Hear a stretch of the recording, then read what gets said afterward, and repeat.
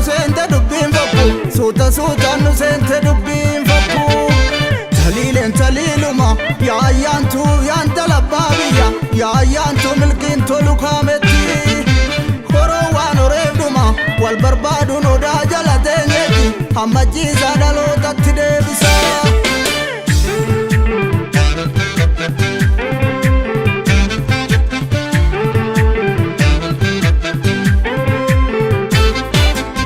Haka barbacha baane gumbiin jaraa silaa uraada kana barra beeku budaada gatachitee hin boo'in tiksi ulfina baatu namni dhugaa gargar hin kaatu bar tokko gaara baate bar tokko moo ni gaara roofta sirba giddii kijiba machoofta maafe amta girgaaban mata'oon orma gururiita shallagannaan sagal sidhiita shakkar moggaatti baasu lafa dhamnaan eessa jiraatu anta boruuf bulu har'a nyaatu waan jedhaniin jettu gogaa bite moo gabaadha barbaadda galaana diddeebitee saarraabda alagaan oqeetti nu roorrisa saba koora akkamittan callisa quba nyaachaa hafta waliifili jajjabeessa seera makkoobili mala baasaa hinciisu guddaan arba walitta saasaa sabni qoodame garba ka'aa wal kaasaa of eeggachaa sirba deebira saasaa akeekkachaa sirba jimme yo jimme yo jimme yo salaaladhu oromoon sabaa oromiyaan biyya walabaa jaarachuu wayyaa kana beeka tana beeka jimme yo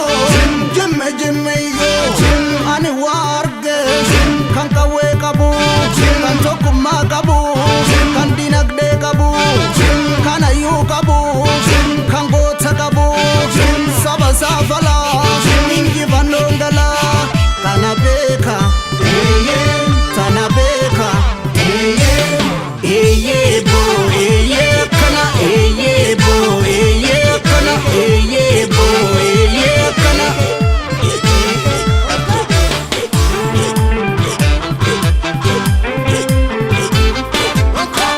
garaan jibba baree jaalalatu hin madabu dhugaa nama raree akka sabaa hin miliqu hiddaan cimallatu yaa odaadame rarra'u kunoo gubate kaa namni waan ormaa dharra'u yaa shimbirroo roge gugattuu nanaa kee kun faarri moogaa kaan sibiraa soge hin mugii manaa kaan bosonaa cooka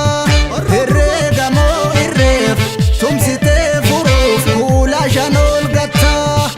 abjuu iddoon irreef bulchitee buluuf fuula na dhoowwatta wal fura waa furu hin dhoksin majii of dhabaa wal labaa goota dirree falmoo hin jaji wabii ilmaan sabaa